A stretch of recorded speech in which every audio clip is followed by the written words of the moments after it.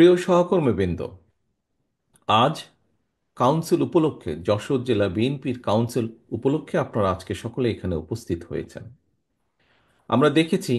যে এই কাউন্সিলকে সফল করার জন্য ধীরে ধীরে বিভিন্ন পদক্ষেপ গ্রহণ করার মাধ্যমে আজ এই পর্যায়ে এসে আমরা দাঁড়িয়েছি।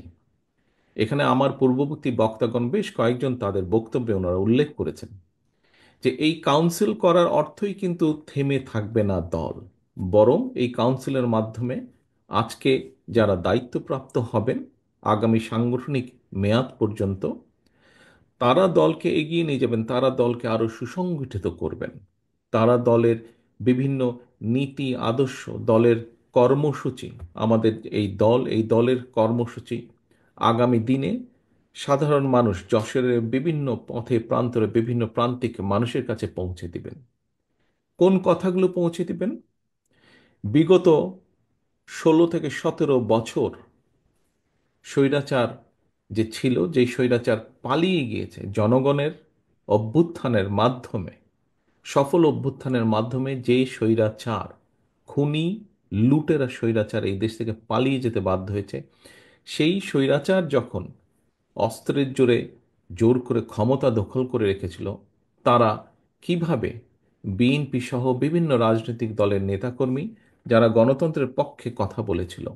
দেশের মানুষের অধিকারের পক্ষে কথা বলেছিল, দেশের মানুষের কথা বলার অধিকারের পক্ষে কথা বলেছিল, যারা দেশের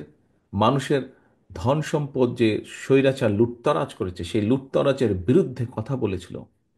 এবং এই কথাগুলো বলার ক্ষেত্রে, জনগণের অধিকার আদায়ের ক্ষেত্রে কিভাবে বিএনপি সহ বিভিন্ন রাজনৈতিক দলের নেতৃবৃন্দ নির্যাতিত হয়েছে, অত্যাচারিত হয়েছে, এই কথাগুলো যেমন আমরা তুলে ধরেছি অতীতে, এই কথাগুলো যেমন আমরা আগামী দিনেও তুলে ধরব, একইভাবে এর পাশাপাশি আমরা তুলে ধরব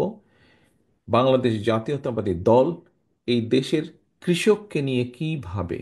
এবং কৃষককে নিয়ে তার কী পরিকল্পনা, সেই কথাগুলো আমরা তুলে ধরব। বাংলাদেশ জাতীয়তাবাদী দল বিএনপি, আপনাদের প্রিয় দল, বাংলাদেশের নারী সমাজের উন্নয়নের জন্য, ক্ষমতায়নের জন্য কি চিন্তা করে, কি পরিকল্পনা গ্রহণ করে, সেই কথাগুলো আমরা তুলে ধরব জনগণের কাছে।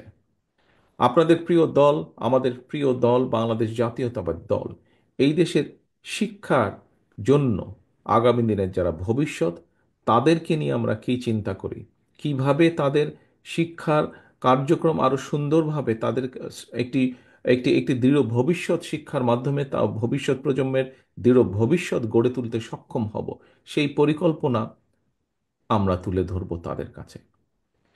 প্রিয় সহকর্মীবৃন্দ, বাংলাদেশ দল এমন একটি রাজনৈতিক দল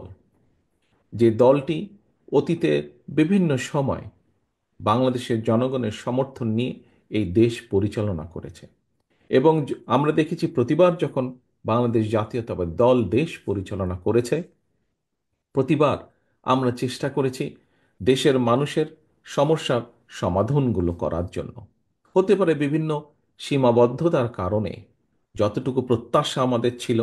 যতটুকু আমরা করতে চেয়েছিলাম, সব কাজ আমরা হয়তো সক্ষম হইনি সব কাজগুলো সম্পূর্ণ করতে।